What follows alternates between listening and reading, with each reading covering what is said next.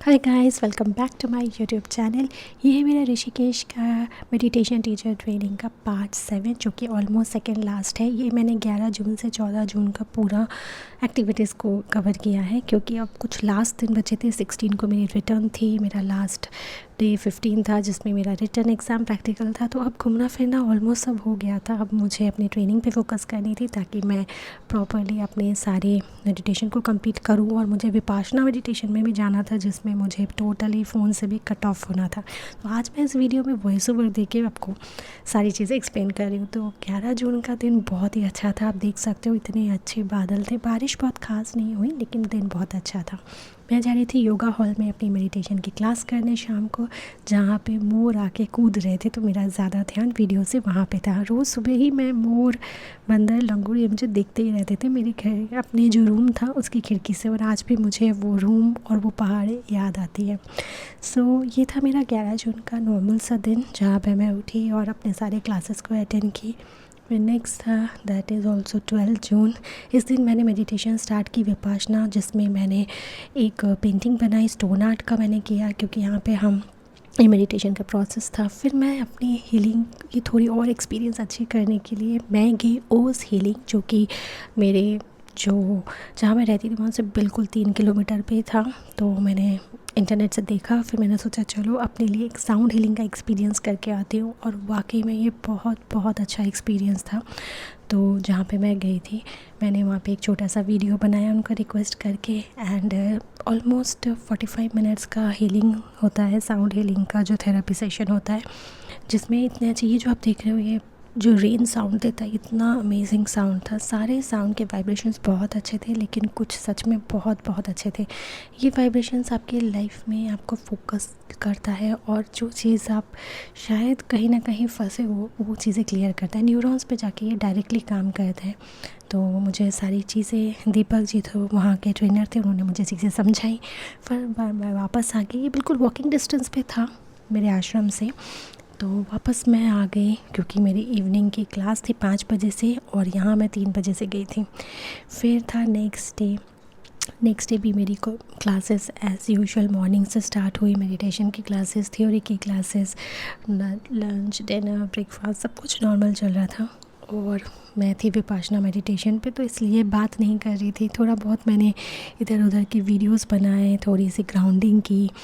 तो चलो मैं आपको यहाँ पे अपने आश्रम का ही टूर कराती हूँ जहाँ पे मैं थी। ये था हमारा एक्चुअली एक छोटा सा गार्डन एरिया जो कि बहुत मतलब अर्थिंग थी वहाँ पे। मतलब आप वहाँ पे घास पे बैठ सकते हो। और ये मेरा बनाया हुआ स्टोन आर्ट जो कि मेडिटेशन का प्रोसेस था, मैंने बनाया था।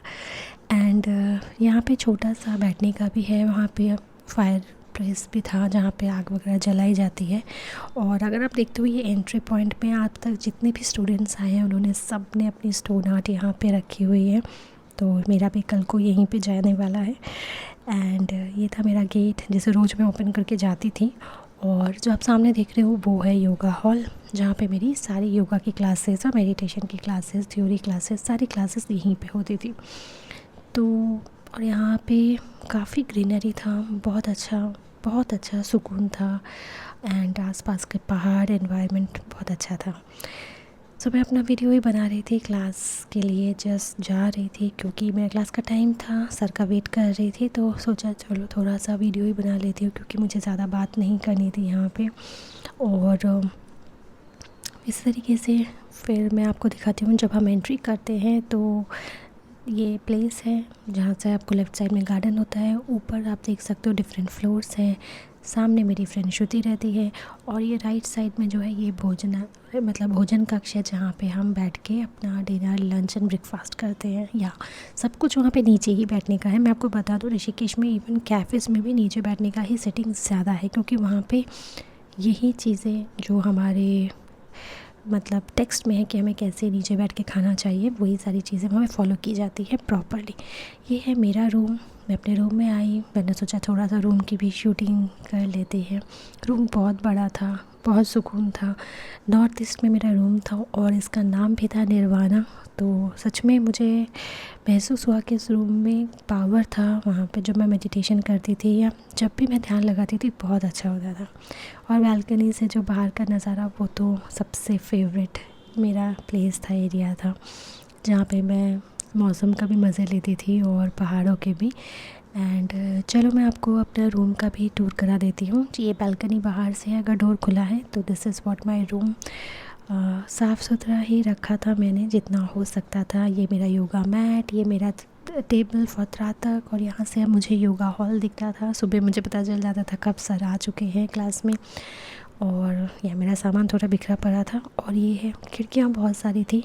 ये मेरा बेड एंड यहाँ से जो पीछे खिड़की है, यहीं से मुझे मोर और लंगूर बंदर सब दिखते थे। पीछे पूरा जंगल एरिया था। So this is what my room is. It's really very very big room, और अकेले के लिए तो बहुत ही बड़ा था, काफ़ी नीट एंड क्लीन था। एंड सो मेरा वहाँ का स्टे बहुत अच्छा था, और जो कि ख़त्म होने जा रहा था। फिर पड़ा संडे को हमारी होती है ऑफ डे, तो मैं गई शाम को, दैट इज़ ऑन 14 जून। हम लोग गए मार्केट, क्योंकि मुझे कुछ शॉपिंग रह गई थी, तो मैंने श्रुति को बोला चलो जाके शॉपिंग करते हैं, कंप्लीट करते हैं। सो मार्केट बहुत अच्छा था। अगर मैं वहाँ पे वीडियो बना रही थी और जब मैंने घर पे आके वीडियो दिखाई तो मेरे घर वाले ये बोले थे यहाँ पे तो बहुत सामान था, तुम कुछ भी लेके नहीं आई। सच में सब चीज़ें लाना तो मुश्किल था। और ये है एक्चुअली बजरंग सेतु, जो कि नया है, क्योंकि जब मैं बचपन में यहाँ गई थी तो वहाँ पे जो पुराना वाला लक्ष्मण झूला जो पुल था वो टोटली बंद है। अब यहाँ पे दूसरा नया झूला बना है, इसे बजरंग सेतु भी बोला जाता है, जिसके दोनों साइड ग्लास ब्रिज है। मैं तो गई इसीलिए थे कि ग्लास ब्रिज का भी एक्सपीरियंस करूँगी, लेकिन अनफॉर्चुनेटली ग्लास ब्रिज अभी क्लोज़ है रश के कारण, शायद या अभी भी अंडर प्रोसेस चल रहा है।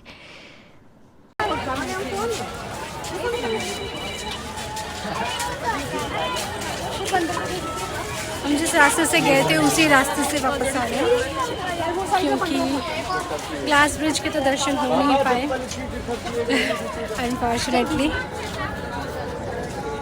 ऊपर से उन्होंने पूरा ढक भी रखा है। एंड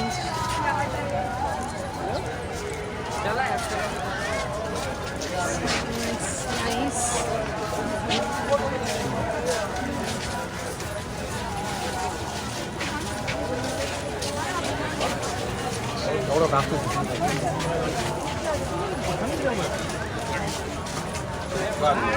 देख सकते हो बीच में पार्टीशन है for going to the left side, लेकिन हम जा राइट साइड से ही रहे हैं। और सामने से बहुत बड़ा रश आ रहा है, देखने को मिल रहा है, लेकिन एक्चुअली में इतना था नहीं, ब्रिज इतना रश नहीं था, काफ़ी खाली था संडे के अकॉर्डिंग। तो हमने पूरा ब्रिज के एंड तक गए और वापस भी आ गए। तो बेसिकली मुझे उस पार जाना नहीं था, क्योंकि इवनिंग भी लेट हो रहा था। लास्ट टाइम मैं रात तक, शाम तक हम यहाँ पे पूरा टहले थे, लेकिन उस टाइम पे वीडियो नहीं बना पाई क्योंकि अंधेरा हो चुका था। तो और लाइटिंग का हम वेट कर रहे थे, जो कि अभी हो नहीं रही है लक्ष्मण झूला पे लाइटिंग। फिर मैं थोड़ा सा शॉप में गई, श्रुति ने जो शॉप सिखाई थी गारमेंट की शॉप्स, वहाँ से थोड़ी शॉपिंग की, मेरी बच्ची के लिए की चेन शॉपिंग की, एंड वगैरह वगैरह सारी चीज़ें देख रही थी, मैग्नेट्स वगैरह, छोटी मोटी जो सोवेनियर्स थे वही मुझे एक्चुअली शॉपिंग करनी थी। खरीदने को तो वहाँ पे बहुत कुछ था, लेकिन होता है ना, आपकी फैमिली साथ हो तो आपको समझ में आता है कि क्या ले क्या ना ले, और यूज़फुल रहे। फिर पता चला मैं लेके जाऊँ और वो बोले क्यों लिया। लेकिन अब जब वीडियो देख रहे हैं तो बोल रहे हैं कि तुमने बहुत सारी चीज़ें नहीं ली, मिस कर दी। चलो ये एक बहाना रहा नेक्स्ट टाइम ऋषिकेश जाने का, क्योंकि वैसे भी मुझे कुंडलिनी वाला मेडिटेशन भी कंप्लीट करना ही है। मिलेंगे नेक्स्ट टाइम अगली बार।